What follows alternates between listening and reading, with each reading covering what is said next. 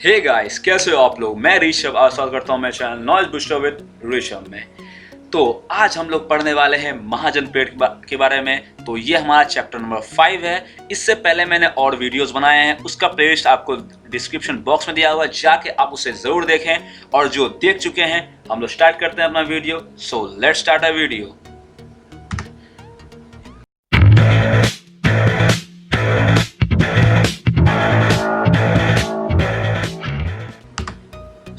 इससे पहले मैंने आपको बताया था लेटर वैदिक पीरियड के बारे में कि उसमें ट्राइबल ऑर्गेनाइजेशन होते थे, ट्राइबल पीपल उस समय हुआ करते थे। और अब धीरे धीरे वो शिफ्ट करने लगे अपना टेरिटरी में, और इस टेरिटोरियल आइडेंटिटी को हम लोग बोलते हैं जनपद या फिर स्टेट्स उसके। तो वैदिक एज में आर्यंस का बोलबाला था। मैंने आपको बताया था आर्यंस के बारे में, जो कि आपको सब सिंधु से गंगा वैली की ओर आए थे। उसके बाद ये पीपल, आर्यन पीपल जो हैं, वो किसी के साथ आपस में मेल जोल नहीं करते थे। इसलिए वो लैंड पूरी तरीके से आर्यंस का हो गया, और इसलिए उसे हम लोग इंडिया को इससे पहले नाम जो था उसका आर्यव्रत भी था, जो कि आर्यंस का लैंड था, इसलिए इसे हम लोग आर्यव्रत भी कहते हैं। तो मैंने आपको बताया था इसके बारे में भी कि फैमिलीज को हम लोग कुल कहते हैं, उसके ऊपर का जो हिस्सा होता है उसे हम लोग क्लैन कहते थे, और उसके बाद सभी क्लैन को जोड़ के एक जन या ट्राइब बनता था। तो अब जन या ट्राइब जो है अब इकट्ठा होना स्टार्ट कर दिए और अपने आप को अच्छा बनाए, और उन्हें हम लोग कहने लगे जनपद एट 6th सेंचुरी BC। और जनपद में जो सबसे पावरफुल या लार्ज जनपद हो गए थे उसे हम लोग कहते थे महाजनपद, और इसी के बारे में हम लोग को पढ़ना भी है। सोर्सेज ऑफ दिस पीरियड, तो इसके सोर्स क्या है। मेन सोर्सेज जो है इसके इंफॉर्मेशन के, वो आपको वैदिक टेक्स्ट है।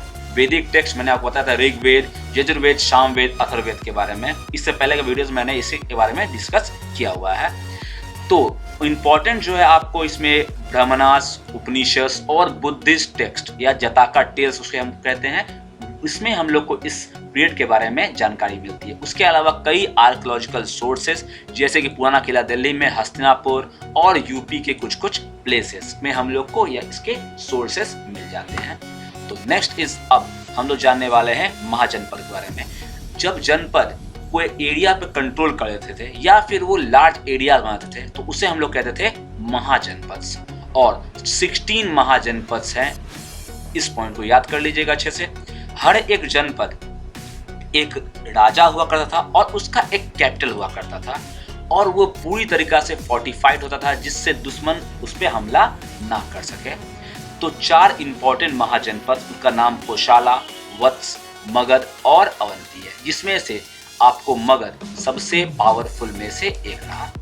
तो महाजनपद 2 टाइप्स के थे, एक थे रिपब्लिक, एक थे मोनार्कीज। तो पहले हम जानते हैं रिपब्लिक्स के बारे में।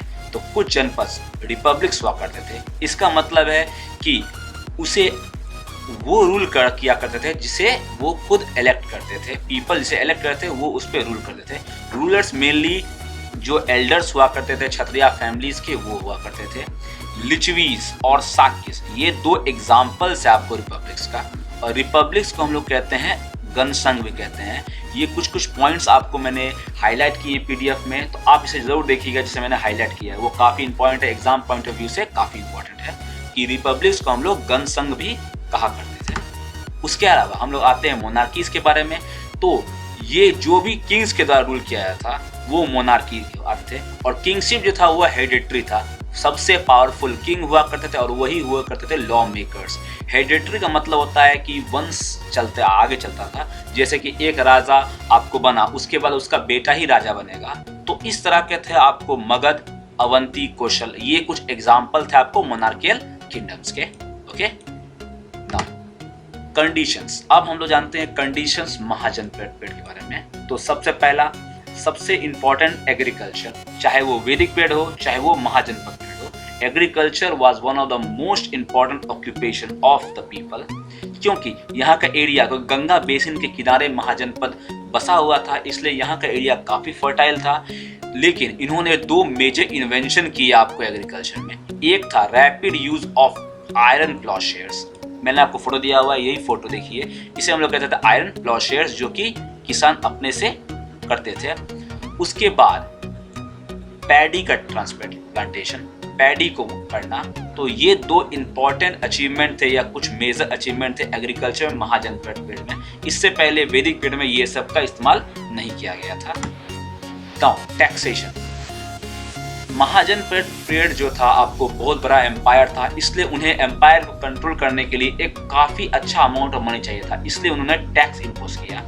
1/6 पार्ट जो था वो आपको क्रॉस पे था, उसके अलावा टैक्स क्राफ्ट्सपर्सन पे, हर्डर्स पे, गुड्स पे और जो भी ट्रेड हुआ करता था उस पे भी आपको टैक्स लगे करते थे। Okay, now administration. किंग जो था वो एक काफी बड़ा आर्मी और वेल मेंटेन्ड आर्मी रखा करता था और ये वॉर के समय में या पीस के समय में हमेशा उन्हें रेगुलरली पे किया जाता, जिससे किंग्स को एक अच्छा कंट्रोल होता था उस एरिया पर जहाँ पे वो कैप्चर किए, और अपना टेरिटरी को एक्सपैंड करना अगर है तो उसके लिए भी काफ़ी इंपॉर्टेंट था आपको आर्मी। मिनिस्टर्स को अपॉइंट किया गया था जो कि एडमिनिस्ट्रेशन में काफ़ी मदद करते थे। अलग अलग मिनिस्टर्स हुआ करते थे राजाओं के। विलेज को करने के लिए विलेज का हेडमैन चुना जाता था जो कि एक डायरेक्ट एसेस होता था किंग के रूप से, किंग उस पर डायरेक्टली हुक्म करता था। अगला है महाजनपद जो था वो जनरली रूल किया जाता कैपिटल सिटी के द्वारा, जैसे कि आपको मगध मैंने बताया था, मगध कैपिटल था आपको पाटलिपुत्र जो कि प्रेजेंट डे पटना है बिहार में। ओके, नाउ सोसाइटी की वजह तो हम लोग जैसे कि मैंने आपको बताया था ये 4 मेन वर्ड्स पे थे और अब बेसिस हो गया था बर्थ का, नॉट ऑन ऑक्यूपेशन। मैंने आपको बताया था इससे पहले के वीडियोस में, जो प्लीज जा करके जरूर देखिएगा, प्लेलिस्ट में मैंने आपको डाल दिया पीडीएफ में, काफी इंपॉर्टेंट वीडियोस हैं तो आप जरूर देखिएगा। तो 4 मेन वर्ड्स थे, ब्राह्मण्स, क्षत्रियास, वैश्य और शूद्र। इंटर कास्ट मैरिज था वो बिल्कुल अलाउड नहीं था। अनटचेबिलिटी जो था वो बढ़ गया। वुमेन जो है उन्हें अच्छा स्टेटस नहीं मिलता था अब, जैसे कि उन्हें वैदिक पीरियड में मिला करता था, लेकिन लेटर वैदिक पीरियड की तरह उन्हें अब नहीं मिलने लगा स्टेटस। पॉलीगैमी वाज प्रेवलेंट, एक से ज्यादा शादी करना मान्य था। विडो रीमैरिज जो था पहले हुआ करता था लेकिन उसके बाद वो रेयर हो गया। अब आपको महाजन पीरियड में विडो रीमैरिज बिल्कुल नहीं होते थे। Now religion. पीपल जो थे वो लेटर वैदिक रिलीजन के बारे में फॉलो करते थे। काफ़ी कम्प्लेक्स हो गया था रिलीजन, एक्सपेंसिव भी। एनिमल का सेक्रीफाइस है, बलि देना, ये प्रथा आपको चले गई थी जो कि आपको होता था प्लीज गॉड को प्लीज करने के लिए। रिचुअल्स को परफॉर्म किया जाता सिर्फ और सिर्फ ब्राह्मण्स के द्वारा, ब्राह्मण्स के अलावा और कोई कास्ट इसे परफॉर्म नहीं करता। इसके अलावा 2 और रिलीजन, न्यू रिलीजन जो कि था आपका बुद्धिज्म और जैनिज्म, इसका भी उदय हुआ, इसके बारे में बताया गया। Now next is Magadh and Vajji. Magadh south Bihar का एक काफी बड़ा शहर जो कि रिवर गंगा पे था और वो काफी फर्टाइल और इंडस्ट्रियल एरिया था, जो कि कई ग्रेट किंग्स जैसे कि बिंबिसार, अशोक, चंद्रगुप्त मौर्य एटसेट्रा वहां पे रूल किए थे।